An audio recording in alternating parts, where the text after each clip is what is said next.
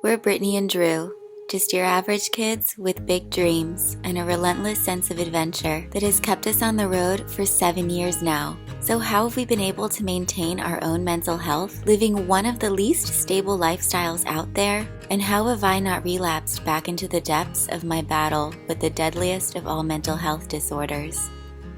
Well, that's what we're here to share with you today, in hopes that it might help one of you or someone you know. Now, let's take in a deep breath and let it out. And now, it's time to enjoy the show. Home sweet home. Hey, Spirit. We've missed you, girl. Just how we left her.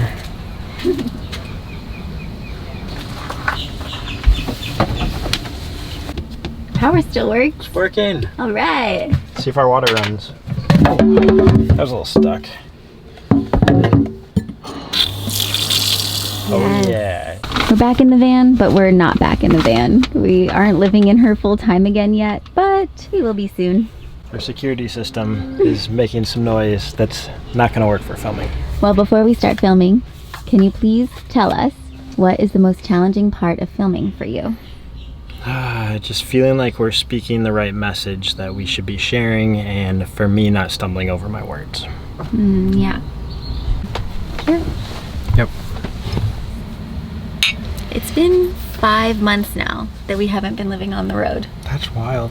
But having that break has made us really aware of the ways that living full-time van life affects our mental health, both positively and negatively. And as you guys know, the van life community recently lost one of its brightest and kindest stars. And so in honor of Lee, we felt really inspired to make this video. And if somehow we can share how we have learned to cope and somehow continue pushing through, then that's what we're here for.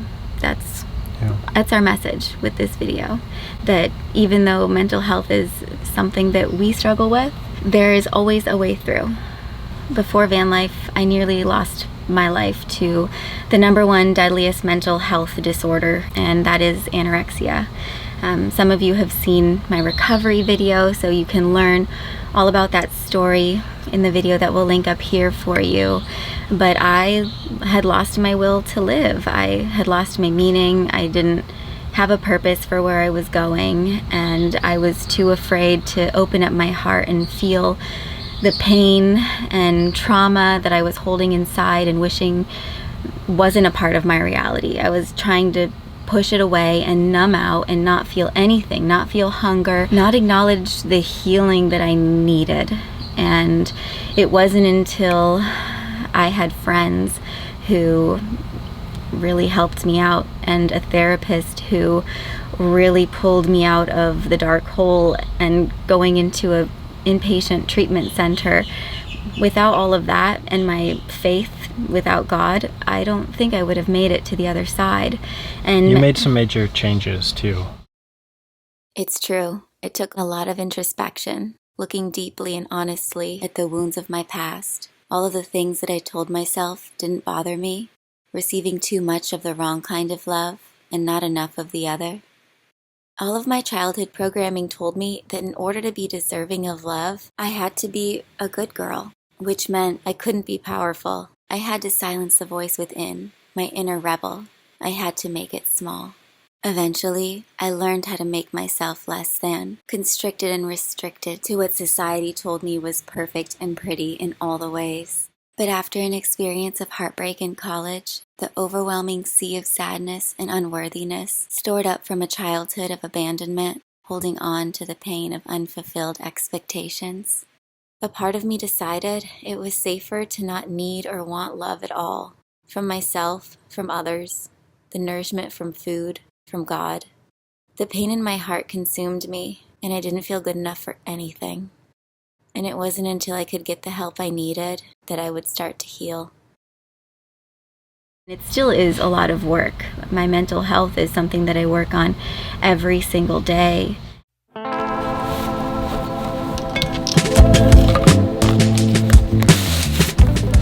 We heard a quote the other day that said, "I wake up in the morning torn between savoring the world and saving it. But then I realize the savoring must come first, because if I don't know how to savor the world, then how do I know there's anything worth saving?"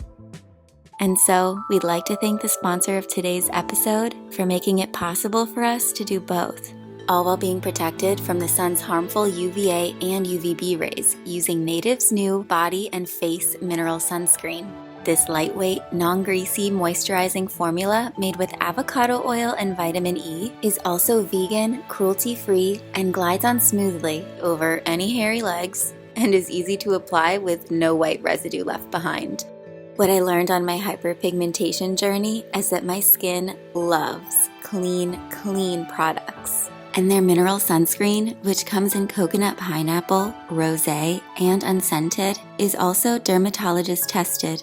Native is so excited to launch their new sunscreen that they're giving you all 30% off both face and body. Normally $36, you can get both items for $25 by using our code and link below. You and your skin are worth it. And remember that quote from earlier? Why not choose to both save and savor our earth by helping leave her a little bit more beautiful everywhere you go in this one precious life of yours? You can and you do make a difference. I can't believe there's glass.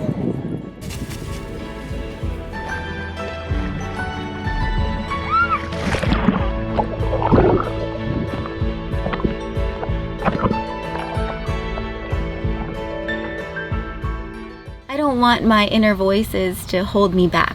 You know, I want to be like, no, I can do that, or that's not going to be so bad. It's just positive self-talk. So I kind of let it pull me into a lot of challenging situations, whether it's an emotional challenge or a physical challenge. I tried explaining that to my grandma the other day. You know, she goes, why do you like to climb all of these things and hike 12 miles? And Sometimes there's some translation issues too, because Brittany's grandmother, Nanny, is French as well. Hi, Nanny. And Papu. And Papu. Probably love watching. you guys for watching. But she asked, you know, why do you do these hard things? And I said, well, once you have overcome something as hard as I have, like recovering from an eating disorder, I constantly need to remind myself that I'm capable and I have that strength inside of me so that I never forget it and that every day I fight my fight. You know, I never give in to just being comfortable in my, I don't know what.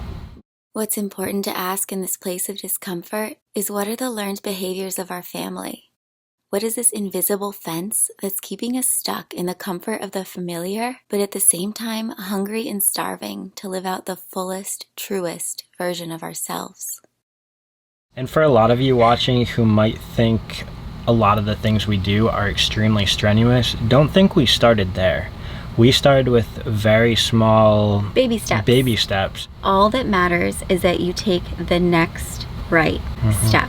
That next thing that you're going to do, what can you do so that when you look back on your choices, you can say, I did the right thing. And you can continue because you're in a good vibe and you're on a good flow, making that next right step.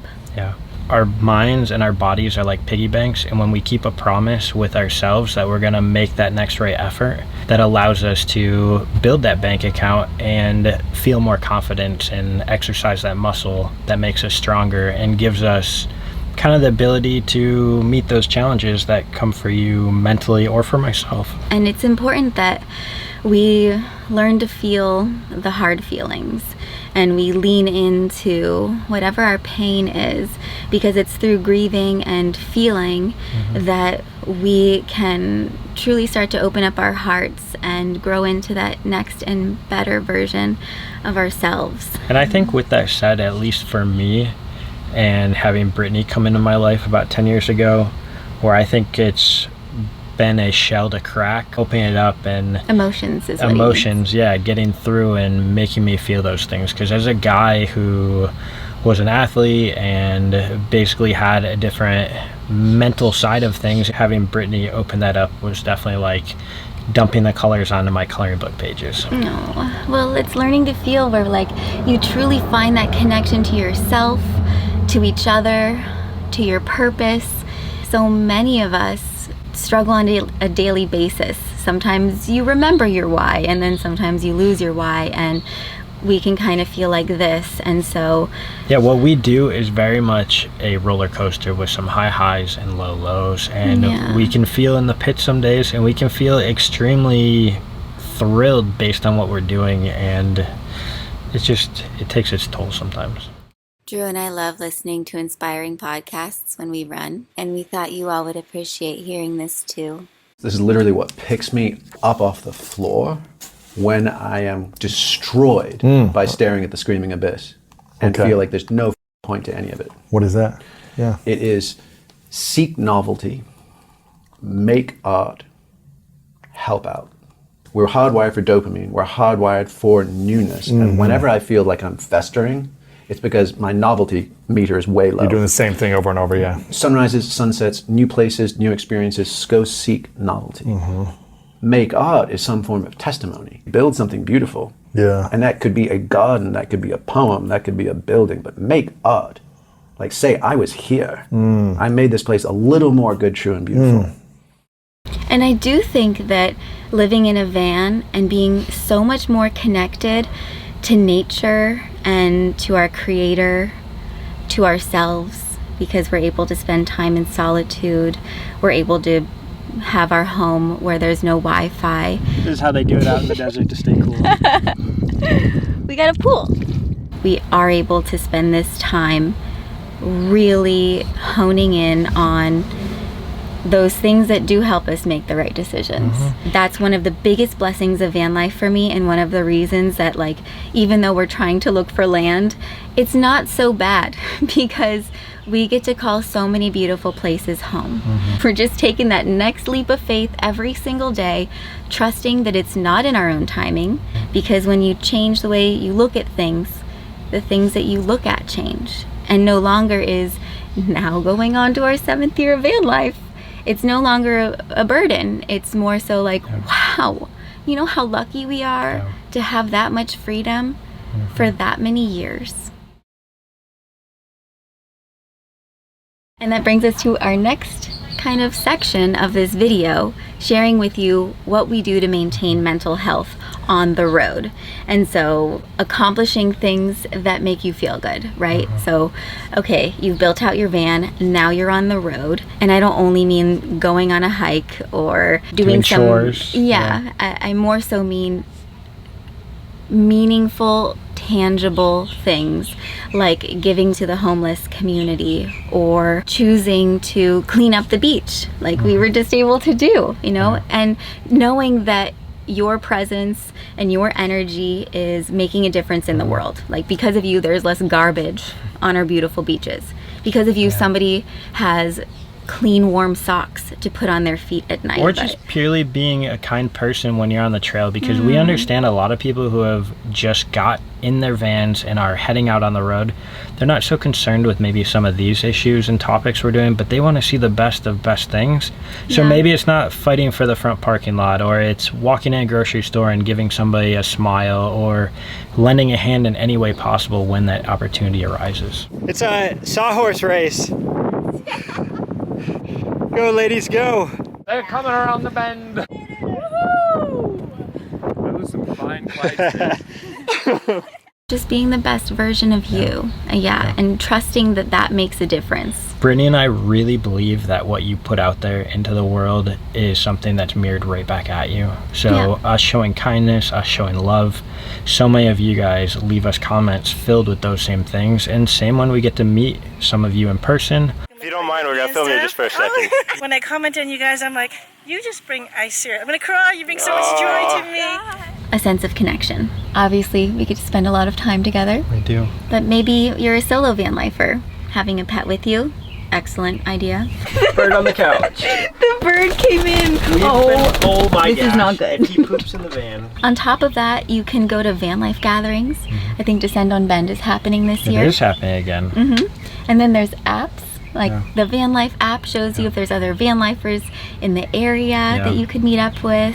Or joining social apps like Clubhouse, or what was the one you were telling me about? I do Google Hangouts with my girlfriends. Yep. And if you're not able to meet up with anyone in one way or another, you can always connect to yourself.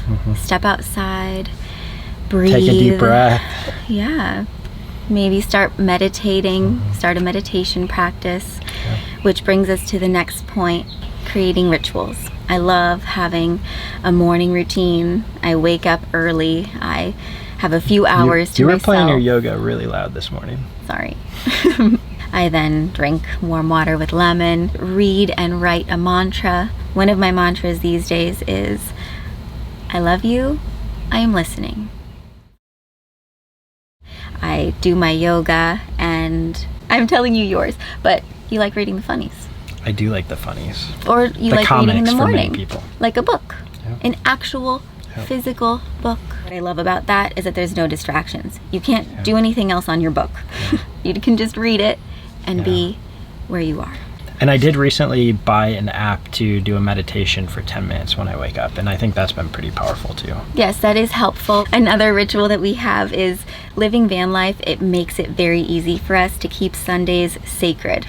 We tend to be out in nature somewhere, and we make sure that that's the day where we watch our church online, we journal, we spend time together. A lot of times we go on bike rides. Yeah. Brittany and I absolutely, without a question, love our bikes being with us in the van. We do. It's like having another set of legs. Yeah. And we can go so much faster and farther and see more. And you leave your van home and you come right back and you have everything you need everywhere you go. And a bonus tip, a lot of times we'll find secret parking spots well on our bikes that we might then roll back to later on. So we're like, that's part of our scouting process for finding water, finding parking spots. And another way that we help maintain our mental health on the road is having creative outlets. For me, I mean, I am just art therapy all over the place all the time. This is my art box, jewelry making supplies, glue gun, some postcard papers, colored pencils, more paint, and a little sewing kit for emergencies. All about being organized and not having too much, but just enough. What else do you find down there? These little mini canvases. These are handy. They don't take up too much space either. Let me show. Right there. Whether it's painting, writing, poetry, allowing myself to paint nothing, just using colors and painting for the sake of painting. This is one of my most significant pieces of art. I painted this when I returned to college right after being medically withdrawn for treatment. I got naked, put paint on my hands, and I kind of just let the art take over. Definitely marking a transition. Another thing though that maybe you wouldn't consider to be art, but in the van, organizing and decluttering. For me, that's known as doing the dishes. All I know is we're gonna have clean dishes. A very relaxing, soothing thing where I get to see the efforts of my work by my hands and watch the dishes transform. I love that. I have to say, I think one of the most important things about creating a space in your van for mental health to live even is having good communication, like excellent communication, where you're not going to hold back the fact that like where you're parked right now kind of makes you feel uneasy and you would prefer to go to a campground, because that's a stress that only exists for Drew living in a van. Brittany constantly tells me when I ask her, oh, this spot's great, no one will come knock on it. And I'm like, easy for you to say. You're not going to open the door and have to answer it at night. He is our protector and our keeper, and I just love the beautiful view. So I'm like, oh, this is great, babe. It'll be fine. At least if there is tension, we address it and move on from it.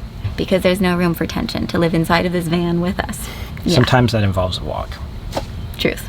Yeah, which is like 2 birds with 1 stone. I want to add, from my perspective, doing physical activities is a huge part, whether it's just getting outside the van. For me, it used to be playing hockey. I actually carry my hockey stick with us, and sometimes I'll just, I don't know, puck handle a ball around, or We go for a walk. yeah, We or go running. get the paddleboard out and go paddling. I know a lot of people say 10 minutes a day, but like, why not make it 30 minutes a day? If you're already out there, a lot of times I do my phone therapy sessions outside. I'll just walk through a park. I have my earbuds in, and before I know it, I've spent an hour just walking peacefully outside. And that's one of my most important forms of self-care, is phone therapy. There's things like BetterHelp, so you can find resources if you're in need of something like that. I just have had the same therapist since I started my recovery journey back in 2007, which is a huge blessing. Ooh, less screen time. Consciously making the choice to spend less time looking at a screen. And when you have the option to sit outside and enjoy your dinner, I mean, it makes that choice a lot easier.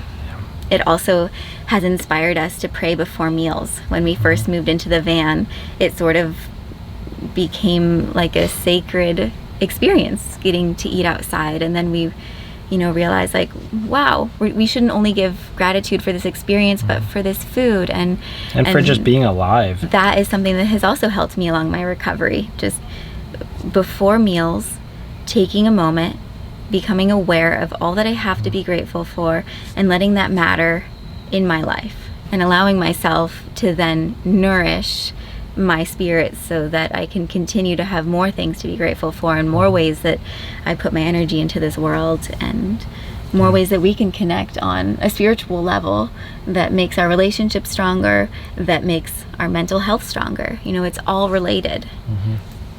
I think it's also really, really important in terms of mental health to talk positively to yourself. I think most of us can relate to this, that we're our worst own critics, and working hard to just calm those voices, speak positively, it just really helps me get through the day. I know it helps me be a better husband. It helps us all around. So my quote I'm going to leave you guys with is, a negative thought is a down payment on a failure. Oh, yeah. I mean, let yourself love and be loved by yourself, by others, by your creator.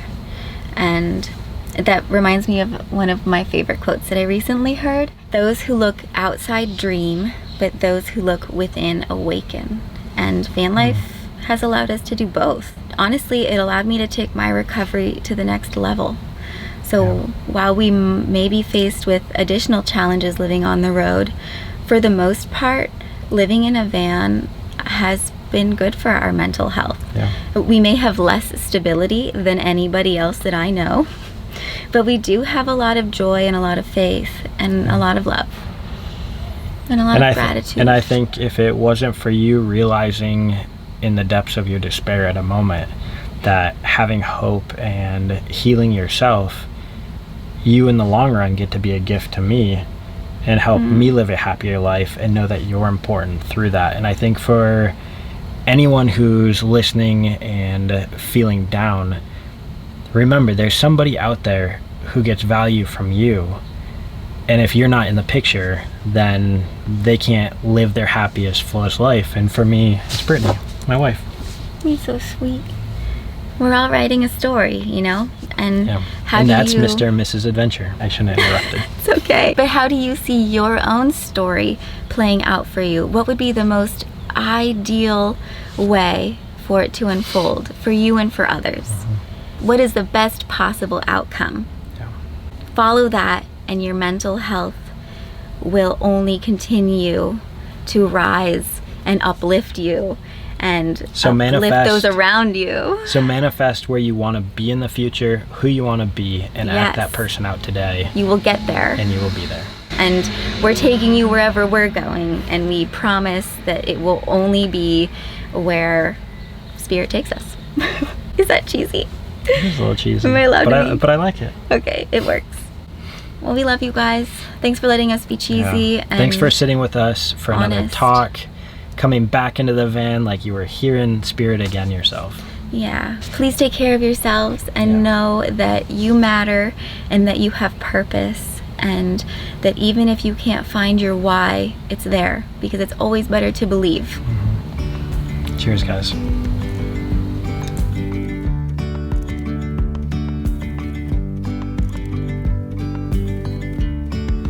Yesterday there was sun.